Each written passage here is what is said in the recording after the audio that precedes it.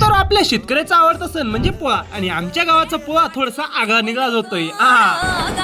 तर जय शिवराय मंडळी, मी तुमचा नाना ब्लॉगर. तर आज आहे ना भाऊ आपला पोळ्याचा एक एक गोष्टी चालू होती आणि त्या कामांपैकी ना सर्वात रिस्की काम म्हणजे बैलांचे शिंग किसणं. कारण की बैल केव्हा उचलून टाकेल आपल्याला सांगता येत नाही. आमचे शिंग बिंग किसले गेले ना आम्ही डाक नदीकडे निघालो, कारण की ना आपल्याला बैलांना धुवायचं. ते जाऊ द्या, माझ्या बैलांमध्ये ना भाऊ एक बडकर एक अँटिक पीस आहे, लय त्रास देत होते. जेव्हा नदीमध्ये उतरवले ना नादच कुळा करून टाकलाय.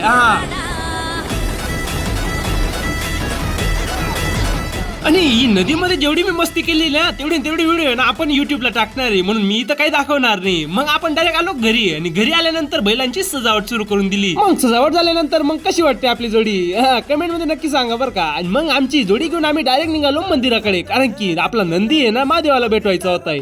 मग महादेवाला भेटवल्यानंतर आहे ना डायरेक्ट बैल घरी घेतले. घरी घेतल्यानंतर आहे ना पूजा वगैरे सुरू झाली. मग पूजा झाल्यानंतर मस्त आपलं सर्व काम झालेलं आहे. मग आता तुम्हाला आमची बैलजोडी कशी वाटली सांगा बरं का कमेंट मध्ये.